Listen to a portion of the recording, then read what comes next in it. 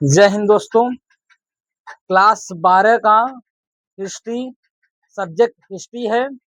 History का आज subjective question 7 most subjective question लेकर आए हैं, जो हर साल हर वर्ष हर पेपर में, हर मॉडल पेपर में ये प्रश्न सातों छाए हुए हैं। तो आज हम 7 क्वेश्चन सब्जेक्टिव लेकर आए हैं, यानी दीर्घ उत्तरी प्रश्न, यानी कहते हैं उसे हम सब्जेक्टिव क्वेश्चन। तो आज 7 क्वेश्चन फर्स्ट लेसन से लेकर आए हैं। फर्स्ट लेसन का क्या नाम है? ईंटे मन के तथास्थियां, जो कि हम हड़प्पा सभ्यता कहते हैं। ठीक, समझ गए?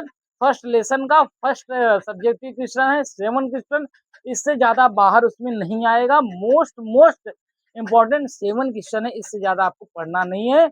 ऑब्जेक्टिव क्वेश्चन उसके बाद हम बता देंगे। इसके बाद पहले समझते हैं सब्जेक्टिव क्वेश्चन 7 में कौन कौन से हैं और क्या हैं, इनको समझते हैं।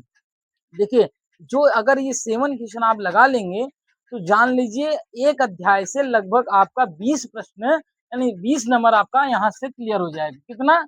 20 नंबर इस अध्याय से प्रश्न पूछे जाएंगे, ऑब्जेक्टिव मिलाकर और सब्जेक्टिव मिलाकर। सब्जेक्टिव ज्यादा नंबर के होते हैं, ऑब्जेक्टिव एक आध दो प्रश्न पूछे जाएंगे, लेकिन सब्जेक्टिव यहाँ से 20 नंबर का प्रश्न उठेगा उठेगा उठेगा उठेगा। ठीक, तो चलिए शुरू करते हैं।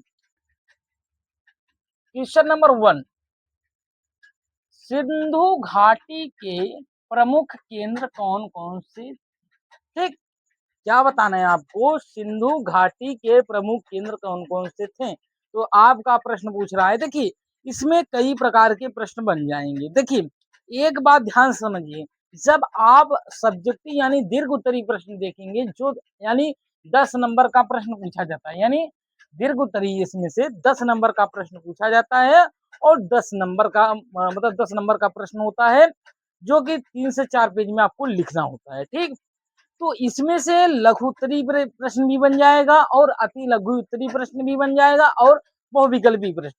अगर जब आपको 3 प्रश्न इसमें 4 प्रश्न बन जाते हैं, तो आपसे इतनी बड़ी इतनी अच्छी बात क्या हो सकती है? तो इसको समझते हैं, पहले आपको बताते हैं। दूसरा प्रश्न देखते हैं। दूसरा क्वेश्चन क्या करा है? हड़प्पा धर्म पर एक टिप्पणी लिखी। क्या करा है? हड़प्पा धर्म पर, यानी हड़प्पन धर्म पर या हड़प्पा धर्म पर या सिंधु घाटी पर धर्म पर एक टिप्पणी लिखी। उनकी धर्म कैसी रीति थी, रीति रिवाज कैसी थी, कौन देवी देवता को मानते थे। ठीक, दूसरा क्या प्रश्न पूछ रहा है? क्वेश्चन नंबर 3, हड़प्पा सभ्यता, हड़प्पा पुरास्थलों के समाधान, यानी समाधान का मतलब है जो मृतक लोग थे उनको दफनाया जाता था, उनकी रीति रिवाज क्या थी, विधि क्या थी, उनको विवरण दें, यानी उनके बारे में आप बताएं। ठीक, तीसरा प्रश्न, चौथा क्या करा आपसे? सिंधु घाटी सभ्यता की नगर योजना की प्रमुख विशेषताओं का उल्लेख कीजिए। ठीक, सिंधु घाटी की नगर योजना की प्रमुख विशेषता का उल्लेख कीजिए। यहाँ हड़प्पा सभ्यता के नगर नियोजन का विशेषता बताइए। ठीक, इस प्रकार से आपसे प्रश्न पूछ सकता है। ठीक, पांचवा क्या है? हड़प्पा सभ्यता के पतन के कारण उल्लेख कीजिए। कारणों को उल्लेख कीजिए या बताइए। ये वेरी वेरी मोस्ट इम्पोर्टेंट है, लगा लीजिएगा। ठीक, उसके बाद चौथा प्रश्न क्या, सॉरी छठवां प्रश्न क्या पूछ रहा है?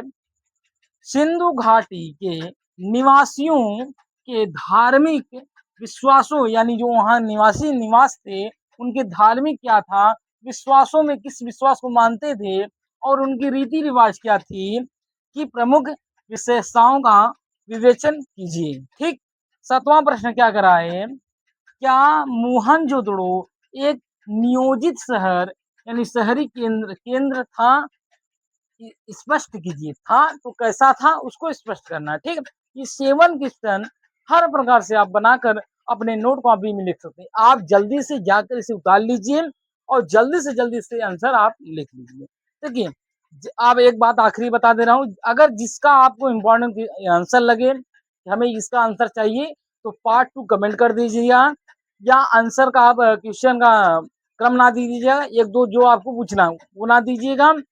उसके बाद अगर आपको चाहिए इसका पार्ट 2 तो जरूर कमेंट करिएगा, और इतना आप पढ़ लेंगे तो पहला अध्याय आपका समाप्त हो जाएगा। लेक्चर पढ़ने की आवश्यकता नहीं है। अगर अगर पूछेंगे तो आपका अगर पार्ट 2 कमेंट करेंगे तो जिस तरीके से क्वेश्चन चाहेंगे उसका आंसर हम आपको बता देंगे। ठीक, कैसा लगा आपको? तब तक अगले वीडियो में मिलते हैं, तब तक जय हिंद, वंदे मातरम।